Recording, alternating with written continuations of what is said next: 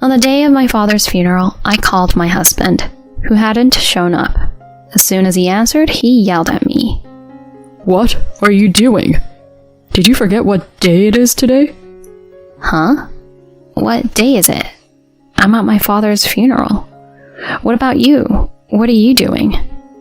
Funeral? Did you forget? Today is my mom's birthday.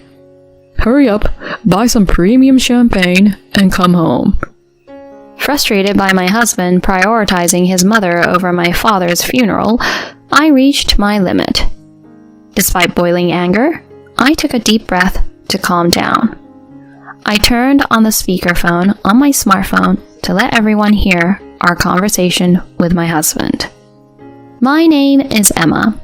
I lost my mother a few years ago and now live with my father. I met Oliver through a friend at that time. He, unlike me, lost his father a few years ago and lives with his mother. With such common ground, Oliver and I quickly became close. He always reserved lovely restaurants for our dates and took care of me perfectly. I was increasingly drawn to dependable Oliver. On one of our dates, he proposed at an upscale French restaurant. Delighted, I agreed to marry him, and we set up a new home close to his mother's place. I was excited about this newlywed life. However, it was far from what I had envisioned. Despite being newlyweds, Oliver wanted to go to his mother's home every weekend and showed no interest in spending time alone as a couple. Moreover, Oliver and his mother had an unusually close relationship. One day, when we returned to his mother's house, something happened. Mom, I'm home. Oliver, I've been waiting. Did you work hard this week? Yeah, exhausted. I missed your cooking, Mom. Well, Oliver, it seems you can only feel energetic with my cooking. Oliver's mother fusses over him like a child, and he seems genuinely pleased. The two behave as if I'm not even there. Trying to join the conversation, I head to the kitchen to help Oliver's mother. As I search for a topic, I notice the dressing on the table. Oh, this dressing is the same as the one Oliver and I saw at the restaurant where we had our first date. What a coincidence. Then, Oliver's mother looks slightly proud. That restaurant was good, wasn't it? If you're targeting a girl, invite her here. I chose it. Huh? That restaurant is close to a cafe, and the route to see the night view after the cafe is perfect. Well, it may not match the upscale French restaurant where he proposed, but it added a special touch to the proposal, don't you think? Wait, did you plan all the dates he took me on? My mother-in-law puffed up her nose with pride. Yes, exactly. Wasn't it the best date plan? I'm not particularly fond of you, but if it's what Oliver wants, I'll cooperate. As I was shocked by my mother-in-law's words, Oliver appeared in the kitchen. Mom, are you still here? I'm starving. Oh, sorry about that. I was telling Emma about the restaurant I told you about. Even though the secret is out that his mother planned all our dates, Oliver remains unfazed and smiles at his mother. Really, Mom? Your choice of restaurants is always spot on. I can trust you, without a doubt. You have a demanding job, so you don't want to waste time choosing restaurants for dates. Naturally, he stayed at his mother's home that day. In the end, Oliver and I returned home late on Sunday night. Once home, I voiced my dissatisfaction to Oliver. During weekdays, you're busy with work, so we can't talk leisurely, right? That's why I want some quality time as a couple on weekends. Then Oliver responded somewhat displeased. Huh? Are you saying you don't want to go to my mom's place? It's not that, but going there every week might be a bit much, don't you think? I left home, so my mom is all alone. I thought you'd feel uneasy living together, so I gave up on that. Are you reluctant to even visit? I didn't think you were so cold. If you say that, it's also difficult for me to leave my father alone every week. You're married now, so you shouldn't frequently go back to your parents' house. There's a difference between you and me. No matter how much I tried to convey, Oliver didn't understand, and the discussion remained at an impasse. One day, while spending every weekend at my in-laws' house, without being able to do anything, I received an unusual message from my father. To his surprise, a tumor was found during a physical examination, and he was hospitalized. I immediately informed Oliver about it. Hey, Dad has been diagnosed with a tumor, and he'll be hospitalized. I want to accompany him, so I'll be going to the hospital this weekend. Upon hearing this, my husband's mood instantly soured. We had plans to go to my mom's place this weekend. Even if you say that, the situation is what it is, so there's nothing we can do. Fine. Then, I'll go to my mother's house alone this weekend. In return, make sure you prepare for my mom's birthday party next month. Without showing any concern for my father, Oliver headed to his in-laws' house alone for the weekend. When I saw my father after a long time, he seemed somehow thinner and smaller. Emma, I'm sorry. What are you saying? We're a family of only 2, so lean on me at times like this. After hearing detailed information from the attending doctor, it turned out that my father's tumor was malignant and quite advanced. I encouraged my father every day at the hospital. However, a few days later, his condition deteriorated rapidly, and he passed away quietly. I left a voicemail for Oliver, who was at work, and without much time to grieve, I hurriedly prepared for the funeral. After dealing with the funeral home and contacting those who had helped, I finally returned home close to midnight. Since I couldn't manage household chores while taking care of my father, Oliver had been regularly visiting his mother's house. I had hoped that he would come home to comfort me, at least during these difficult times, but Oliver was nowhere to be found. I sent the details of the funeral to my husband via text and went to sleep. Even on the day of the funeral, there was no contact from Oliver, and he did not appear. On the other hand, with many responsibilities as the only family member, I had no room to worry about my husband. Eventually, by the time attendees started arriving, there was still no sign of Oliver. At that moment, one of the attendees approached me. Emma, it's been a while. Kent, thank you for your continued support. I appreciate you coming all this way today. Kent is an old friend of my father's. Well, I'm truly sorry about your dad. Since I'm here, I'd like to greet Oliver, your husband. I tried to contact Oliver, looking at my phone. To my surprise, there was an aggressive call from him. I'm sorry, my husband hasn't arrived yet. I'll make a quick call. There might be something wrong. Apologizing to Kent, I hurriedly made the call, and Oliver answered, yelling at me. What the hell are you doing? Did you forget what day it is today? Huh? What day is it? It's my father's funeral, so I'm already at the funeral home.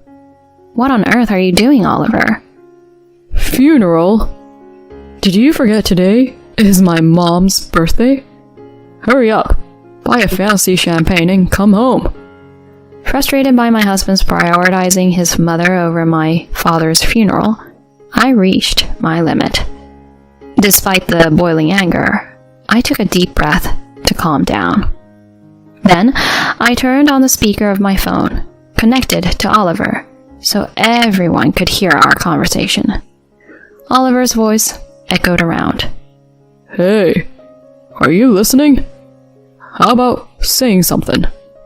Kent, in front of me, widened his eyes at Oliver's voice. Other attendees gathered, sensing something was wrong. With the speaker on, I responded to Oliver. I'm sorry. I don't quite understand what you're saying. What exactly do you want from me? I already told you earlier. I said, buy a high-class champagne for my mom's birthday party. That's impossible. You do realize today is my father's funeral, don't you? So what?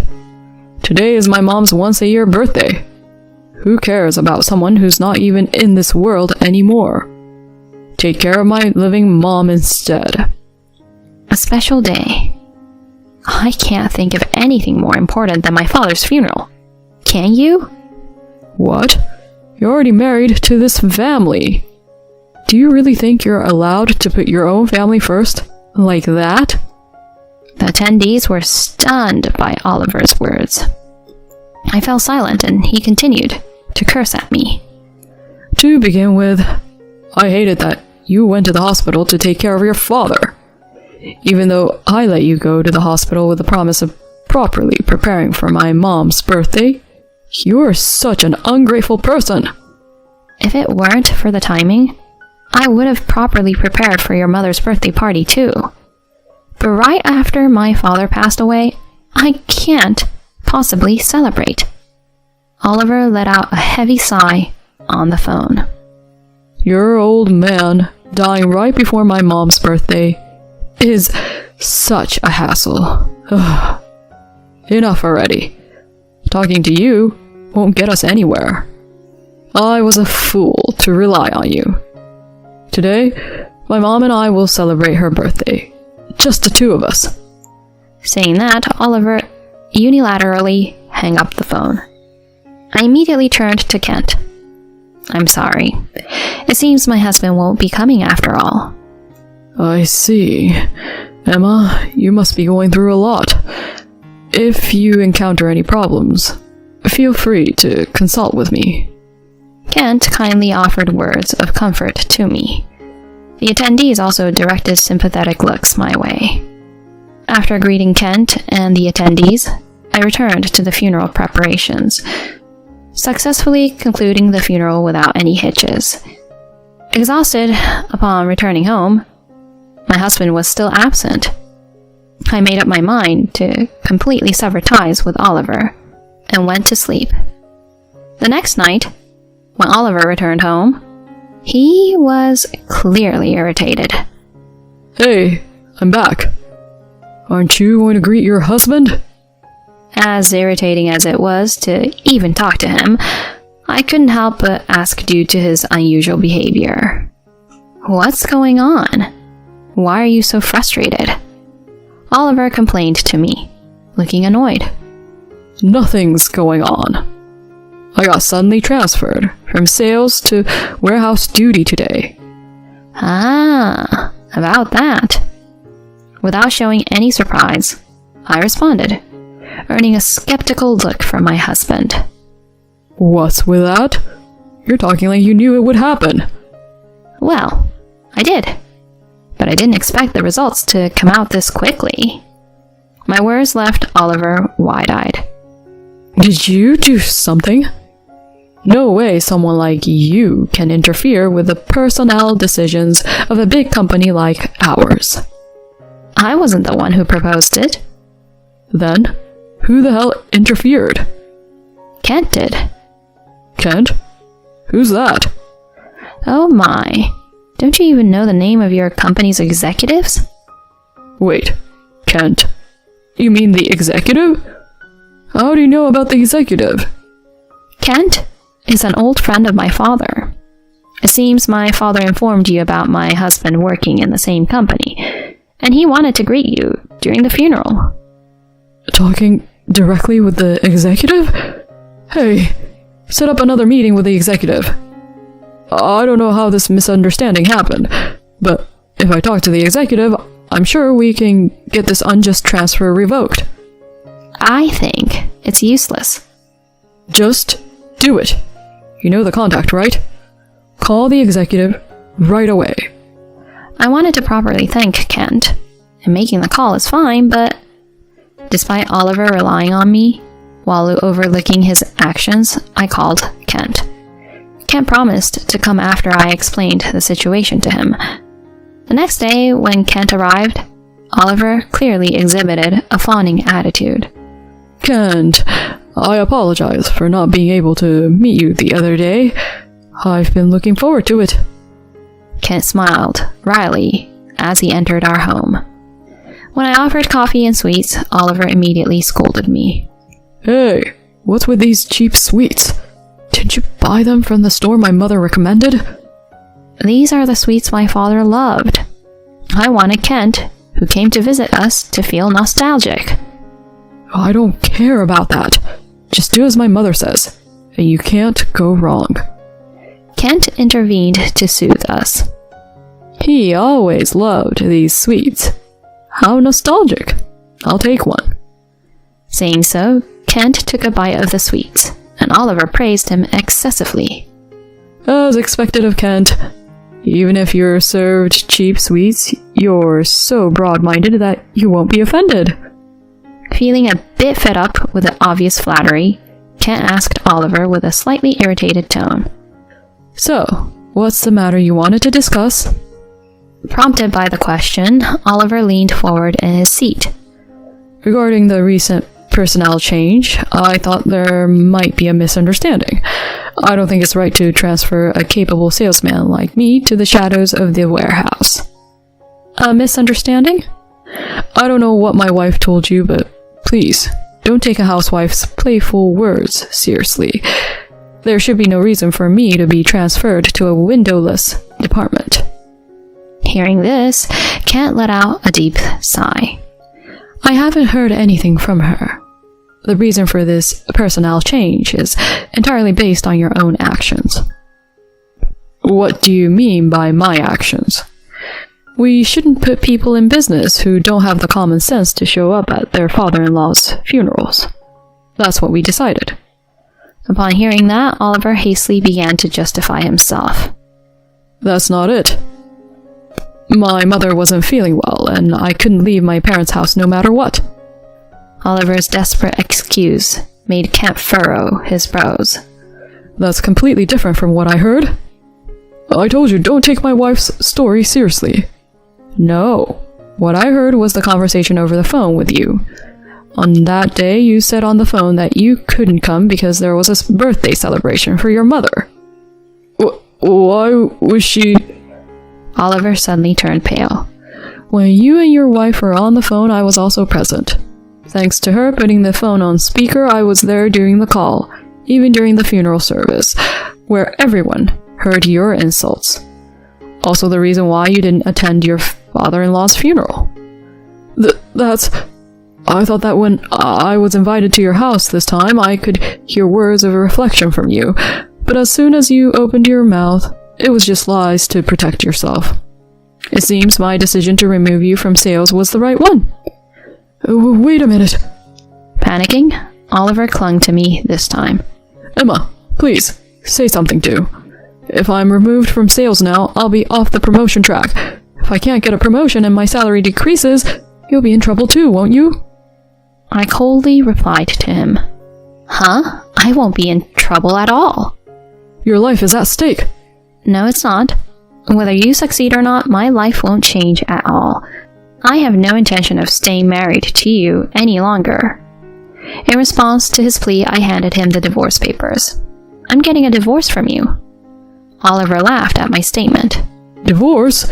How's a housewife like you going to live if you divorce me? No need to worry. I've already decided on my next job and house. Kent kindly introduced me to a real estate agency that he's familiar with, and they also offered me a job. What did you say? Finally, my husband seemed to understand that I was serious. Kent supported me in this situation. I won't allow any hesitation or reluctance about divorce at this point. To prevent the situation from getting worse, I recommend signing the documents right here. But Kent? Is there still something else? Fine. Under Kent's pressure, Oliver signed the documents. He sat in a daze on the chair. After seeing off Kent, I left the house with the divorce papers and my belongings. Oliver reportedly left the house right after I did and returned to his parents' home. It was only natural since he couldn't handle household chores on his own. When his mother found out that he was demoted to warehouse duty, she was furious. She suggested that he quit the current job and seek employment at a bigger company. Driven by his mother's persuasion, Oliver submitted his resignation and started job hunting. However, getting a job at a major corporation turned out to be challenging. In the end, there wasn't a big company that would hire Oliver. He ended up unemployed, relying on his mother's pension for a living. Oliver's situation has left his mother feeling angry and disappointed. They seem to live a twisted life, each blaming the other, saying it's your fault. On the other hand, I have been thriving in the job Kent introduced me to the point where a promotion seems possible now. My father's former subordinate has become a good confidant, and I'm even contemplating getting remarried to him. I would cherish the connection my father established and continue to do my best in the future. That's the pledge I made in my heart.